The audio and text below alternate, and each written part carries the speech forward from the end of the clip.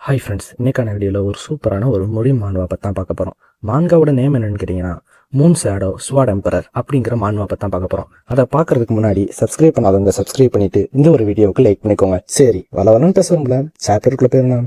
சாப்டருடைய ஸ்டார்டிங்லேயே ஒரு ஆள் ஒருத்தனை பார்த்து பயங்கரமாக ஆச்சரியப்பட்டுக்கிட்டு இருப்பான். அவனுக்கு ஆப்போசிட்டில் இருக்கிற ஆள் நிறைய பேர்த்த கொண்டு அவங்களுக்கு மேலே நின்றுக்கிட்டு இருப்பான். இவனும் அங்கே உள்ள புணங்களனா பார்ப்பான். அதில் பயங்கரமான மார்ஷல் ஆர்ட்ஸ் மாஸ்டருங்கள்லாம் இருப்பாங்க. அவங்கள அசால்ட்டா தூக்கடிச்சு அந்த புணங்களுக்கு மேல இவன் நின்றுக்கிட்டு இருப்பான். இவன் ஒரு மான்ஸ்டர் அப்படின்னு சொல்லிக்கிட்டு இருக்க. ஹீரோவும் இவன் பாக்குற பார்வையை பார்த்துட்டு, என்னடா என்னமோ பேய பாக்குற மாதிரி பாக்குற மை பிரதர் அப்படின்னு சொல்ல, நீங்க ஒண்ணு கூட பிறந்த அண்ணன் நினைச்சுக்கிறாங்க. இவன் சீனியர் பிரதர், அதாவது டிமானிக் செட்டோடைய லீடருக்கு 5 டிசிபிள்ஸ். 5 டிசிபிள்ஸ்ல ஹீரோ 5வது டிசிபிள், இவன் 2வது டிசிபிள். அதனால ஹீரோவுக்கு இவன் சீனியர் பிரதர் வேணும். அப்படியே இன்னொரு விஷயமும் சொல்லுவாங்க. ஒரு நாள் ஆர்டருக்கும் டிமானிக் கல்ட்டுக்கும் பயங்கரமான போர் போயிட்டு இருந்த அந்த ஒரு டயத்தில் கரெக்டாக சென்ட்ரல் பிளைனில் அங்கே உள்ள நிறையா விலை மதிப்பு உள்ள பொருட்களை ஒருத்தனை திருடிட்டு போயிடறான். அவன் தான் த ஷேடோலெஸ் டிமானிக் தீஃப், பயங்கரமான ஒரு ஃபேமஸான திருடன் போல. இப்போ இவன் இது திருடிட்டு போனனால ஆர்டர் சைட்லேருந்து பயங்கரமான மாஸ்டர்னா இவனை தேடி போக ஆரம்பிச்சிட்டாங்க. இது தெரிஞ்ச டிமானிக் கல்ட்டு லீடரும், என்ன நமக்கு நடுவில் போர் பண்ணிக்கிட்டு இருக்கிறவங்க ஒரு பொருளை திருடிட்டு போனனால அந்த பொருளை தேடுறதுக்கு ஆள் வேறு அனுப்பிச்சுட்டு இருக்காங்க. நமக்கு நடுவில் நடக்கிற போர் அவங்க இம்பார்ட்டனாக பார்க்கல, அந்த ஒரு பொருளை தான் இவங்க இம்பார்ட்டனாக பார்க்குறாங்க. அப்போனா அது பயங்கரமான விலை மதிப்பு உள்ள பொருள்னு சொல்லி நினச்சிட்டு அதை விசாரிக்கிறதுக்காக செகண்ட் டிசிபிளை டீமன் லீடரை அனுப்பிச்சுட்டு இருப்போம்ல. இப்போ இங்கே அந்த ஆளும் ஹீரோட்ட இதை சொல்லிட்டு, நீ இப்படி மாட்டிவிடும் நான் எதிர்பார்க்கலன்னு சொல்லுவான். அது மட்டும் இல்லாமல் டேன் குடும்பத்துடைய விஷத்தை நீ குடிச்சிட்டோம், நீ இன்னும் நின்றுக்கிட்டு இருக்க பார்த்தியா, அதான் எனக்கு இன்னும் ஆச்சரியமாக இருக்குது. இதெல்லாம் பார்க்கும்போது தான் தெரியுது மற்றவங்க சொன்னதுனா உண்மைதான் போல. நீ டீமனிக் கல்ட் லீடருடைய கூடிய சீக்கிரத்தில் பயங்கரமாக ஸ்ட்ராங்கஸ்டான ஆளாக மாதிரி இருப்ப போல. இதனால தான் மற்றவங்கனா உன்னை டிமானிக் கல்ட்டோடைய அடுத்த தலைவனாக தகுதி ஒன்ட்டு இருக்குன்னு நினச்சிக்கிட்டு இருக்காங்க. அதனால தான் செடி மரமாக வளர்றதுக்குள்ள செடியை பிடுங்கி போட நான் வந்திருக்கேன்.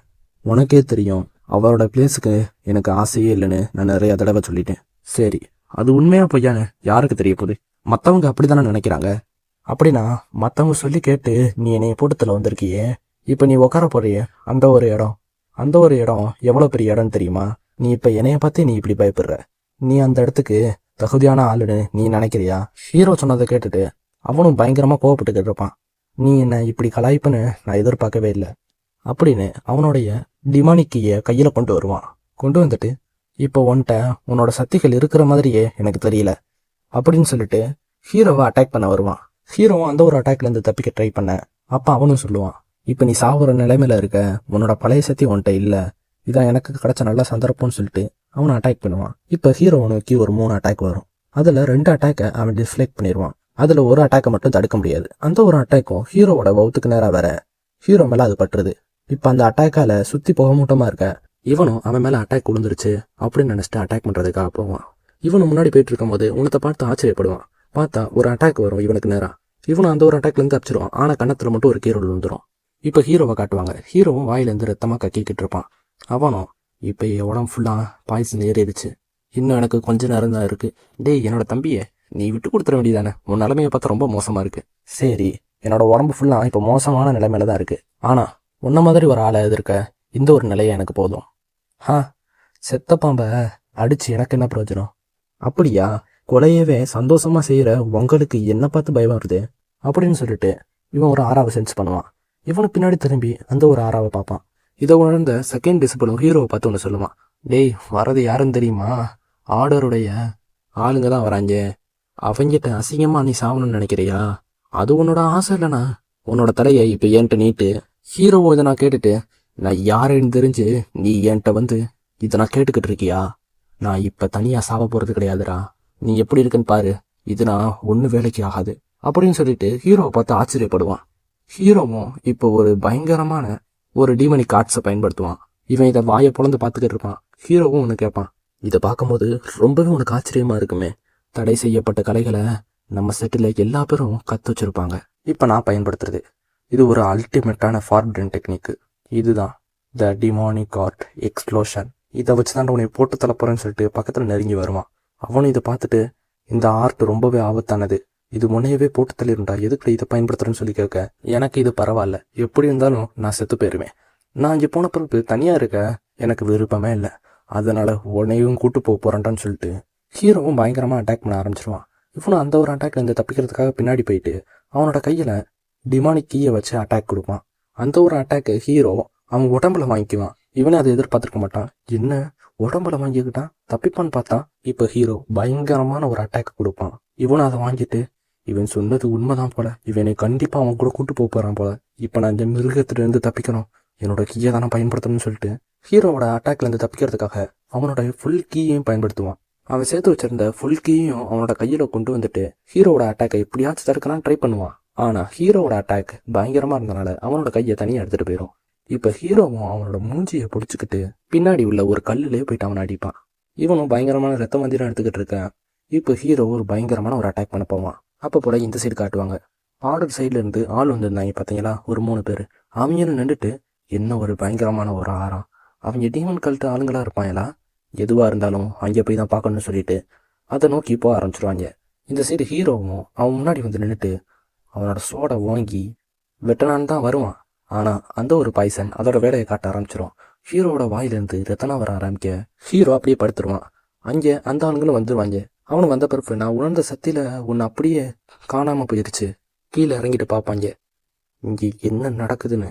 முன்னாடி பார்த்துட்டு ஹீரோ மண்டி போட்டு உட்காந்துருப்பான்.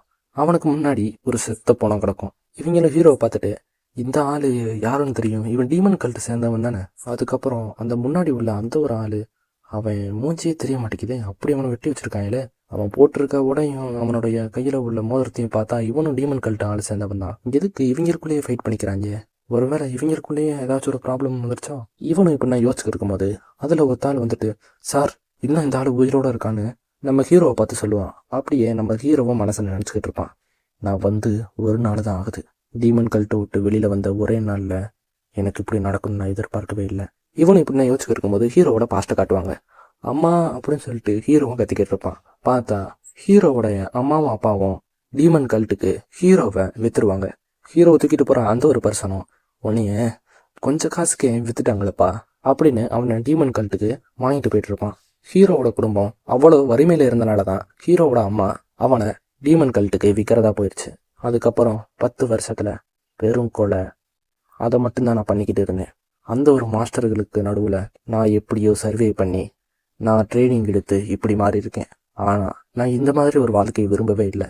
ஒரு நாள் கூட நான் நினச்சதை என்றைக்கும் என்னால் பண்ண முடிஞ்சது கிடையாது. என்னோட வாழ்க்கை இப்படி தான் முடியணுமா, என்ன மாதிரி நாயோட வாழ்க்கையை நான் வாழ்ந்திருக்கேன் அப்படின்னு ஹீரோ படுத்து கிடப்பான். அங்கே உள்ள மொட்டையும் ஹீரோ பக்கத்தில் வந்துட்டு உனக்கு ஏதாச்சும் கடைசி வார்த்தைன்னு சொல்லிக்க ஏதாச்சும் இருக்கா.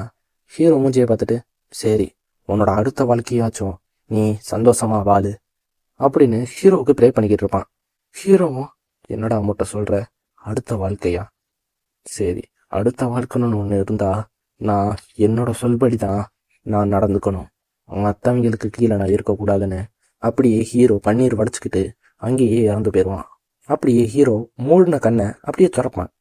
டேய் வலிக்குதுரா உர்றா, டேய் வலிக்குதுரா உர்றான்னு சொல்லிக்கிட்டு இருக்கேன்னு ஒருத்தவனை முன்னாடி உள்ளவனை கெட்ட வார்த்தையில் ஹீரோ திட்டுவான்.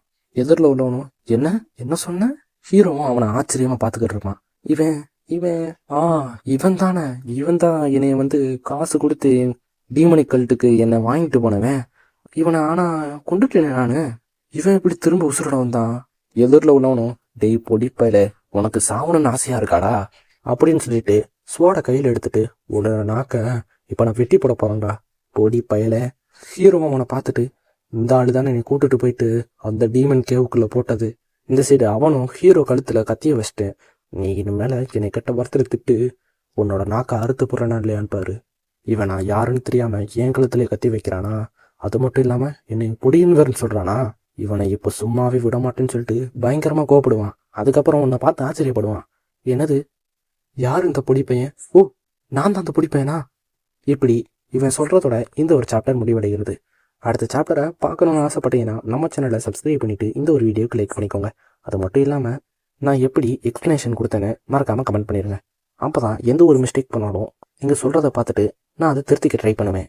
அதுக்கடுத்து இன்னொரு விஷயமும் கூட, இந்த இதில் ஒரே சாப்டரில் நான் முடிச்சிட்டேன், ஏன்னா எனக்கு டைமே கிடைக்கல. அதனால தான் நீங்களும் இந்த முதல் சாப்டரை பார்த்து நல்லா இருக்காதுன்னு நினச்சிடாங்க. போக போக இது இன்னமும் சூப்பராக இருக்கும். அடுத்த வீடியோவில் 2 சாப்டர்ஸ் தான் நான் எக்ஸ்பிளைன் பண்ணி போட்டுறேன். அதனால் பொறுமையாக பாருங்கள். மறக்காமல் சப்ஸ்கிரைப் பண்ணிவிட்டு வீடியோக்கு லைக் மட்டும் பண்ணிடுங்க, கமெண்ட்டும் பண்ணிடுங்க. ஏன்னா அதை பார்க்கும் போது தான் எனக்கு ஒரு மோட்டிவேஷனாக இருக்கும். அதனால தான். சரி, இந்த வீடியோவை தொடர்ந்து வச்சுக்கலாம். Bye guys.